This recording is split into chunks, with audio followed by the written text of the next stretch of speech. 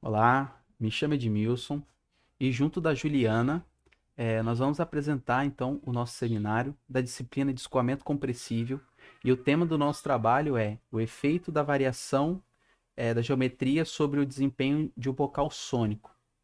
Então, para entender melhor sobre a proposta do nosso tema, vamos entender o que seria um bocal sônico, antes de mais nada. Um bocal sônico é um dispositivo, né, formado pelas regiões convergente e divergente do escoamento, que podem promover então o escoamento sônico na saída do mesmo, sem ter que adicionar calor ou trabalho ao sistema, ao fluido. São dispositivos que são justamente muito utilizados por conta disso. Você consegue obter um escoamento sônico sem a adição de trabalho ou calor ao sistema. A sua geometria, a geometria do bocal, ela influi diretamente no comportamento das propriedades do gás. Sobretudo, então, no coeficiente de descarga. O que seria o coeficiente de descarga?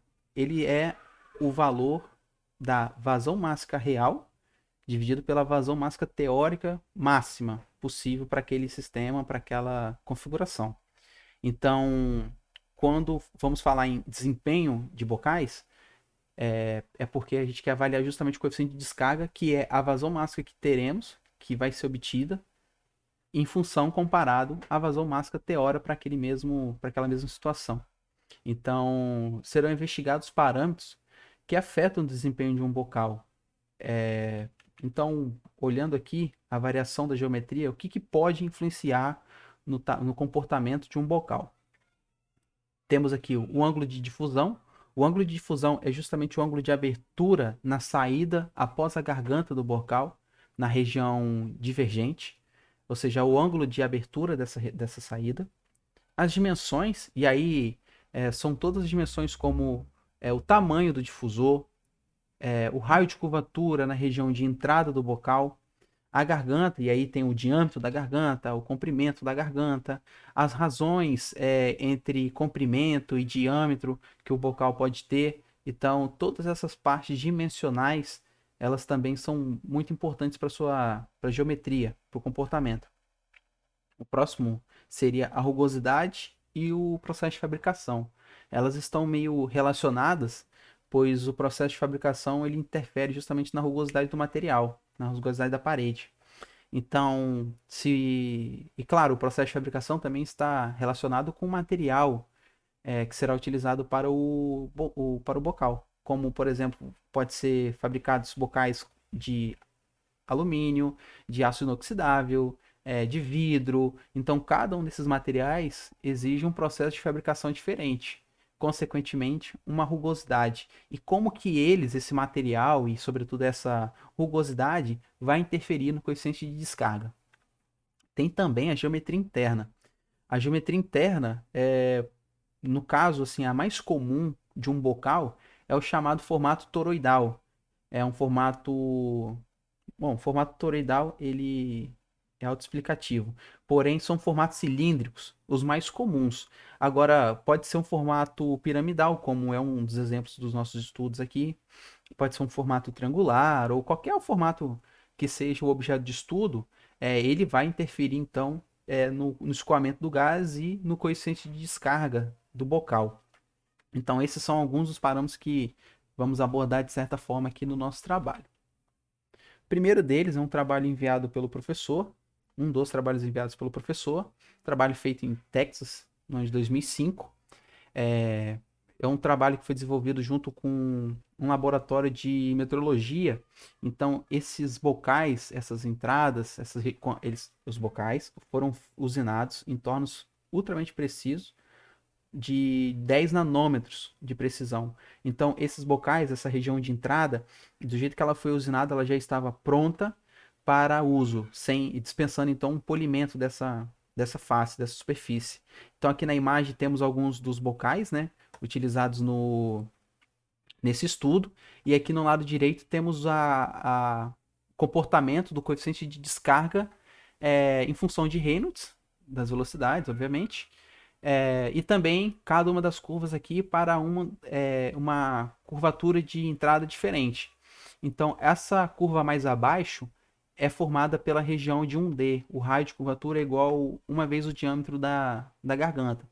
Então, essas regiões com menos curvatura é uma região mais abrupta na entrada e elas obteram então um coeficiente de descarga menor. Em contrapartida, as regiões com maiores raios de curvatura, logo uma entrada mais suave, ela tem um coeficiente de descarga bem maior. Então, essa é uma das conclusões que a gente consegue tirar assim, a grosso modo.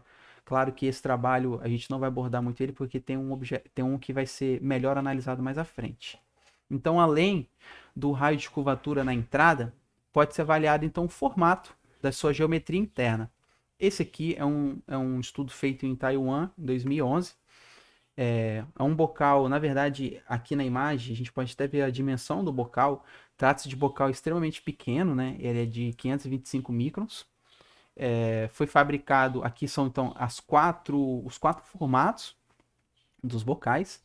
E essa imagem aqui, ela mostra como que foi o processo de fabricação, né? Ele foi feito numa matriz de silicone e foi cortado a laser. Então, esse bocal aqui, você pode perceber que uma particularidade dele é a região de entrada dele, a região convergente, é formada por uma base piramidal, e depois a garganta, a região divergente, ela é formada pela região cônica. A região de saída é uma região cônica. Então, com essa mescla, né, eles fizeram um estudo então de avaliar o coeficiente de descarga na saída. Claro que esse estudo aqui, ele teve resultados bem distintos do que a gente costuma encontrar normalmente, porque aqui a gente pode perceber na simulação numérica feita o comportamento, né? A gente pode perceber o número de Mach, então a gente pode perceber que as ondas de choque na saída do bocal. E uma coisa que a gente percebeu no trabalho foi que na disciplina de escoamento compressível, depois da região do choque normal, o Mach tende a se estabilizar em 1, Mach igual a 1. E nesse trabalho aqui não. Nesse trabalho aqui, ele oscila, né, para mais para menos, mas percebe-se que ele tende a convergir para um Mach acima de um Mach 1,5, Mach 1,6, 1,7 aproximadamente. Então, esse bocal, talvez pela sua dimensão muito reduzida e pelo seu formato peculiar, ele traz consequências como um escoamento não isentrópico, é, diferente daquelas modelagens que tem na literatura, na bibliografia. Então, o comportamento também encontrado para ele é diferente.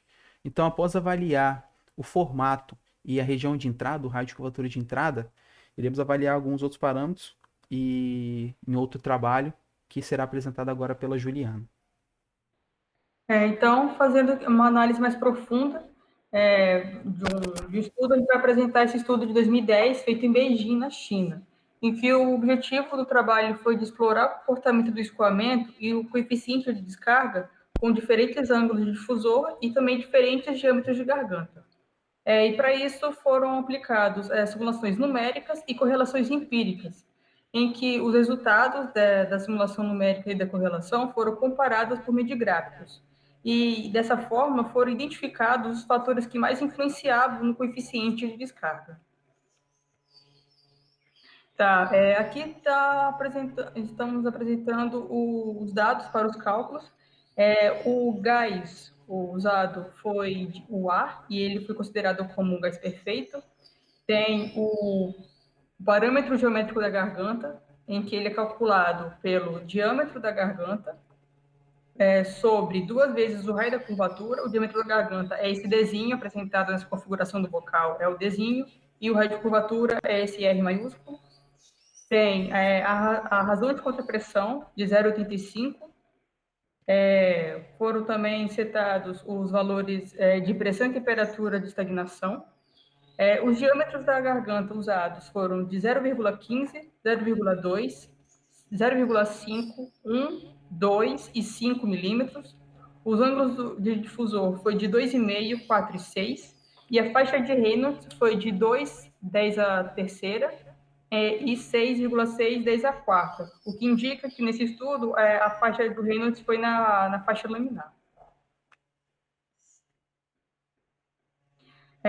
Eu falei que nesse estudo foram comparados correlações empíricas e simulação numérica. Em correlações empíricas, foram usadas duas. Uma de Gerope e Kliegel e Levine e Ishibashi e Takamoto. Essa primeira correlação considera que o coeficiente de descarga ele é composto por duas parcelas. O coeficiente de descarga viscosa, o CD1, presente principalmente na região próxima da parede, e o coeficiente de descarga invícida, o CD2, resultante do escoamento não unidimensional. Na tese, teria também uma terceira parcela, o CD3, que e nesse caso ele é desprezível por estar considerando o ar como um gás perfeito. Essa segunda correlação, ela pode ser usada porque nesse estudo a rugosidade está sendo desprezada e a simulação numérica precisou setar alguns dados também, como a pressão e temperatura de estagnação, a razão de contrapressão, também considerar a rugosidade desprezível, no caso, desconsiderar a rugosidade, e considerar a parede adiabática.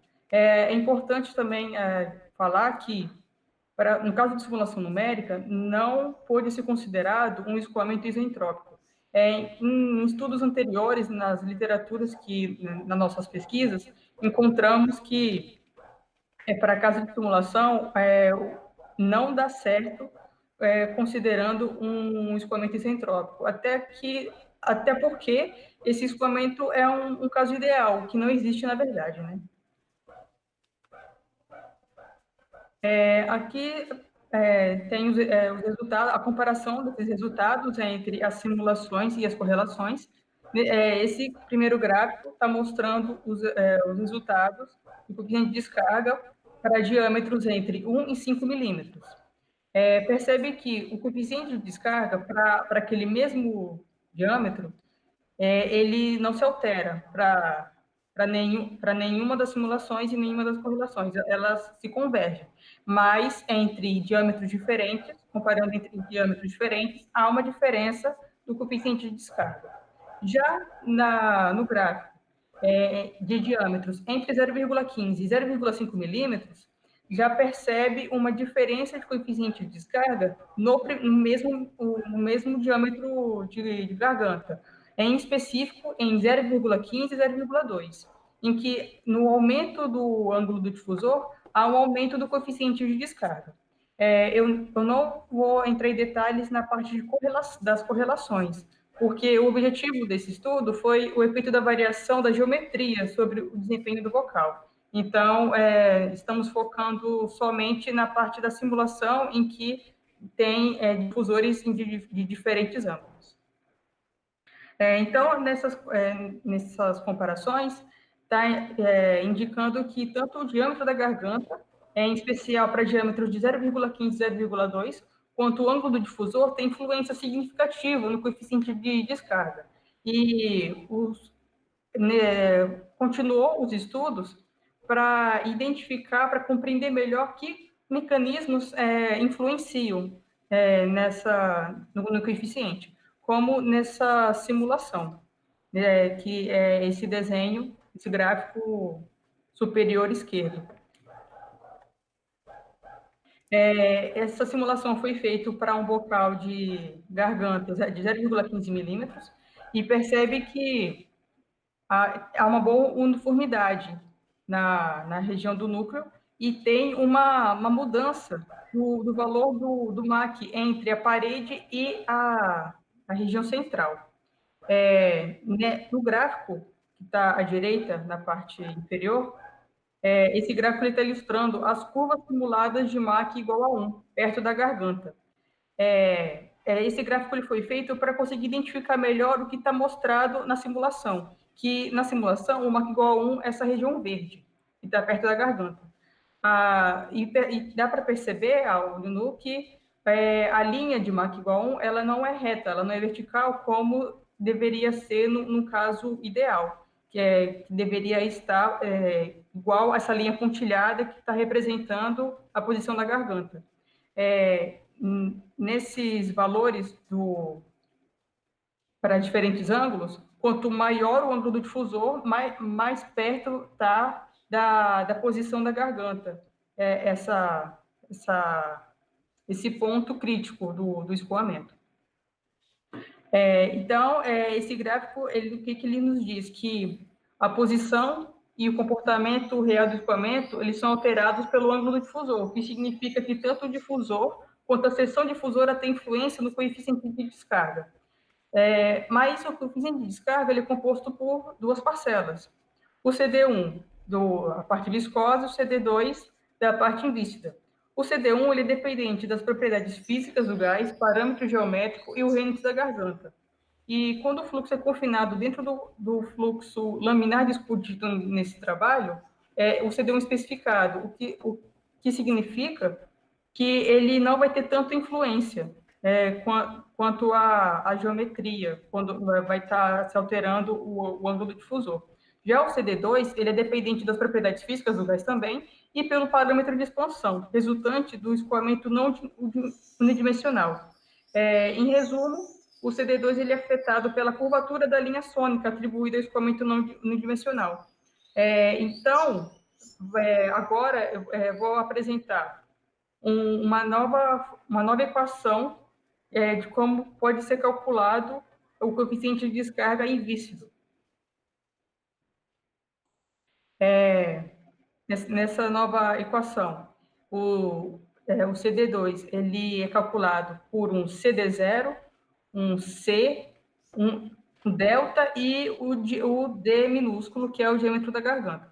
O CD0 ele é determinado pelo diâmetro da garganta e o C é uma constante associada à geometria do bocal.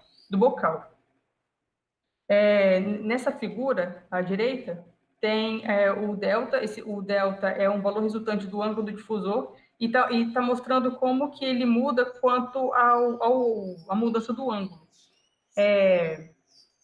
A mudança do raio efetivo, ele muda rapidamente no início e depois ele muda mais devagar, como pode também ser visto pela tabela, em que no ângulo inicial de 2,5 para 4 tem uma mudança de 0,35 micrômetros e para um ângulo inicial de 4 para um ângulo inicial final de 6 há uma mudança de 0,1 micrômetro. O que se conclui disso? Que enquanto o diâmetro da garganta ele for entre 1 e 5 milímetros, esse efeito do delta no coeficiente de descarga ele é desprezível. Por quê? Na equação, o delta ele é em micrômetros e o diâmetro em milímetros. Então, a segunda e a terceira parcela da equação elas vão praticamente que zerar. Já quando o diâmetro ele é menor que 1 milímetro, em específico em 0,15, 0,2 milímetros, esse delta ele vai ter relevância quanto à mudança do ângulo do difusor. Em mais específico, vai ter uma maior relevância quando você diminuir mais ainda o diâmetro do bocal. Exatamente. E após então apresentar alguns desses fatores, como agora foi apresentado o ângulo do difusor e o diâmetro da garganta como parâmetros que influenciam no coeficiente de descarga, ficou faltando um parâmetro que foi outrora desprezado, né, nesse trabalho de agora, pois na simulação eles não avaliaram o efeito da rugosidade da parede. Então, em cima disso, pesquisamos então alguns trabalhos que pudessem incorporar isso em sua análise, para dar continuidade nos estudos. Então, esses mesmos autores, né, claro que algum trabalho aqui tem um a mais, né, ou um a menos, mas prioriamente foram feitos com os mesmos autores. Esses dois trabalhos aqui, então, eles estudam justamente o efeito da rugosidade. Esse trabalho aqui, ele foi feito um pouco além das condições da ISO 9300, que é uma regulamentação dessa parte de medição, de calibração de bocais sônicos. Ela estipula algumas condições, né? E eles acabaram excedendo um pouco essas condições para verem efetivamente qual a variação do coeficiente de descarga nos bocais. Esse aqui já se prendeu um pouco mais às condições da ISO. Entretanto, esse último trabalho aqui foi um trabalho que, além de ser bem recente, né, dando continuidade aos estudos lá de 2011, 2010, ele trouxe a perspectiva da rugosidade no efeito da transição entre os limites laminar e turbulento. Então, eu vou mostrar aqui um gráfico que foi retirado da parte final, das conclusões desse trabalho, onde ele mostra como que o coeficiente de descarga se comporta em função de Reynolds. Esses pontos aqui são os pontos de transição entre laminar e turbulento, e nesse caso ele foi encontrado, eles fizeram testes para encontrar esses pontos de transição, para aí realizar então a simulação.